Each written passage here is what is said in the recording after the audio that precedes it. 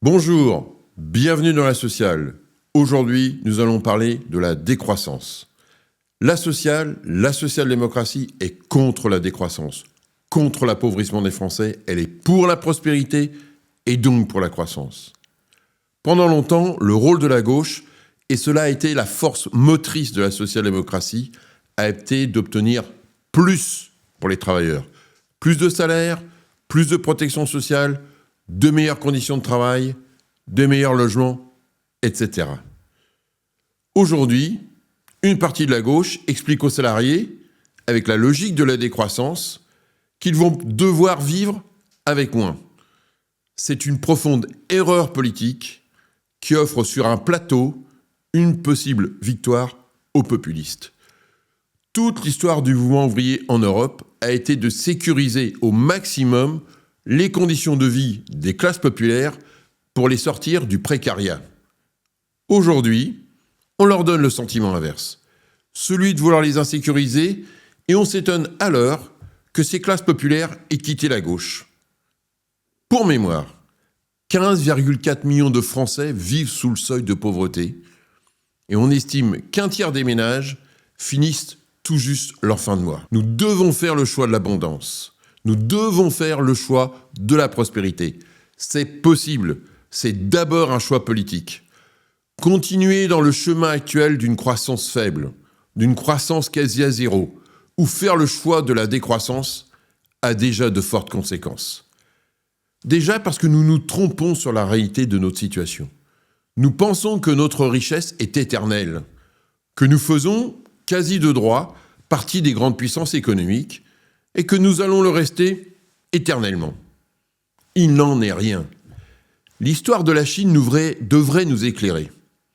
En 1820, elle représentait un tiers du produit intérieur brut mondial et était la première puissance économique mondiale. Un siècle plus tard, elle ne représentait plus qu'une très faible part de l'économie mondiale, avec un revenu par habitant parmi les plus faibles du monde. Elle a décroché face à la montée industrielle de l'Europe. C'est arrivé à la Chine, cela nous arrive et nous y sommes. Car le monde change, oui, il change, et nous nous appauvrissons à vitesse accélérée. Certes relativement, mais nous nous appauvrissons. En 5 ans, le produit intérieur brut par habitant des États-Unis a augmenté de plus de 20% par rapport à celui de la France. Notre pays est aujourd'hui moins riche que le plus pauvre des États américains, le Mississippi.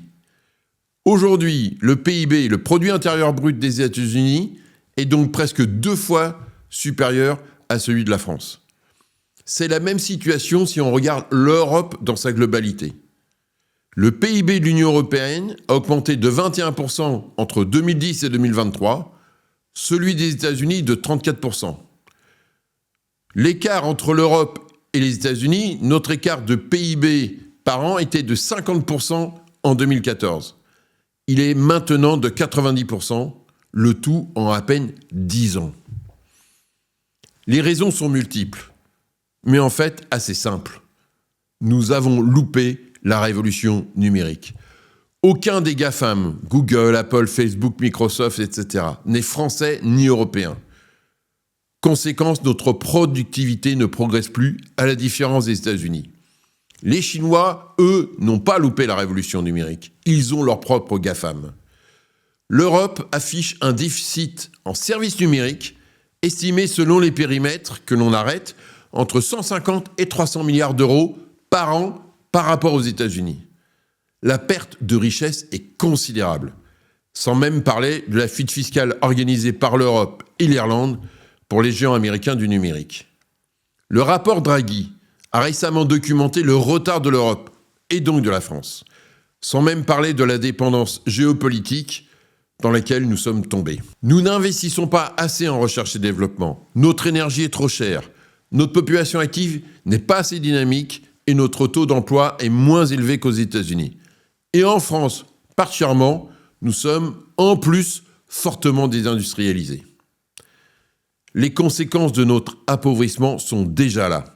Nous finançons à crédit notre État social. Selon Nicolas Dufour, auteur de la dette sociale de la France, sur 3 500 milliards de dette publique, environ 2 000 milliards viennent de notre volonté de maintenir notre niveau de protection sociale. Notre protection sociale est déjà en fait au-dessus de nos moyens. C'est dire la gravité de la situation.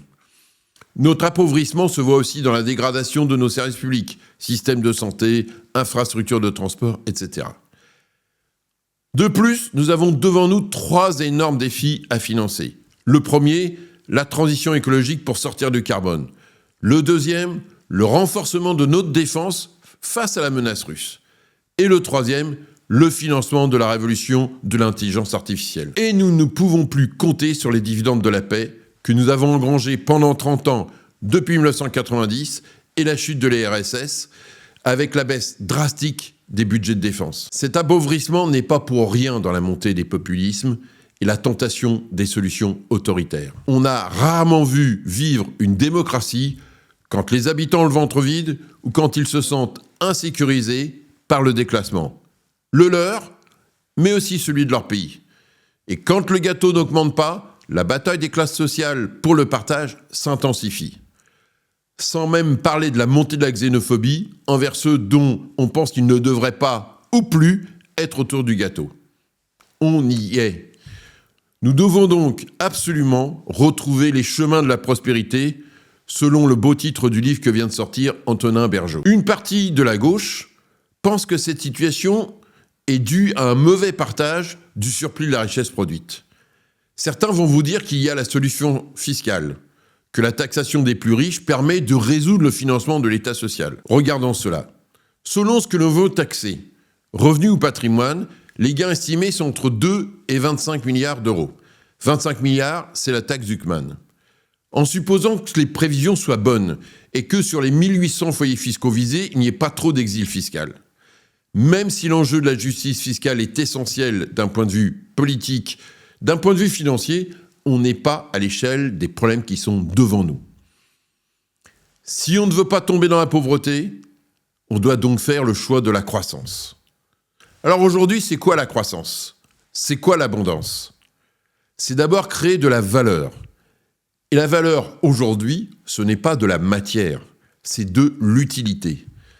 L'abondance n'est pas un état de ressources statiques, c'est un état dynamique d'innovation. Qu'est-ce qui devrait être abondant ? Le logement devrait être abondant.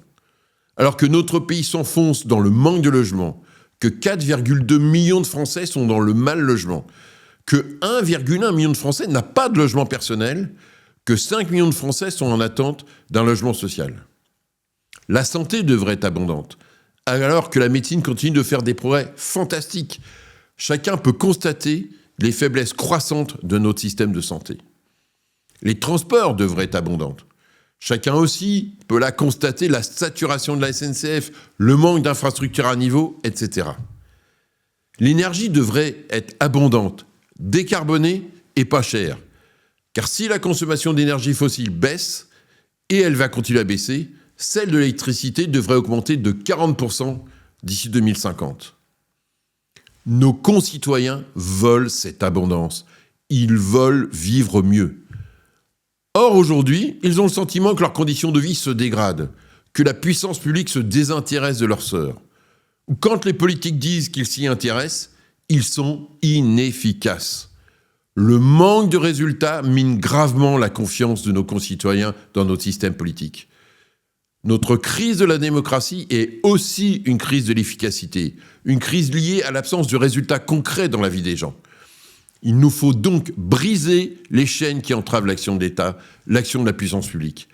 Il faut sortir des pénuries choisies. Il faut que l'État redevienne stratège et mette en place une politique des offres. En effet, nous avons une collision idéologique entre la droite néolibérale qui combat l'État et la gauche qui l'entrave par la procédure. Cette gauche qui pense que la légitimité, c'est le respect des procédures et non plus la légitimité par les résultats. Résultat, la capacité de l'État s'est érodée. Il faut sortir de la vétocratie. Il faut aujourd'hui libérer la puissance publique de ses propres chaînes procédurales et juger les politiques sur leur capacité concrète à répondre aux attentes des citoyens en termes de logement, d'énergie, de transport, de santé, etc. pour qu'ils retrouvent confiance dans l'action publique. Il faut, comme l'a évoqué Jean-Louis Borloo il y a quelque temps, retrouver une culture de producteur. C'est le projet de la social-démocratie.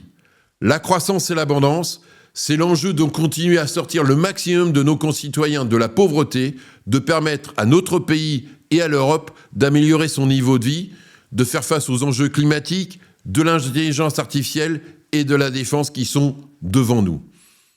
La croissance est la solution économique et politique pour lutter contre les populismes qui se nourrissent de l'échec des politiques publiques pour améliorer concrètement la vie des gens.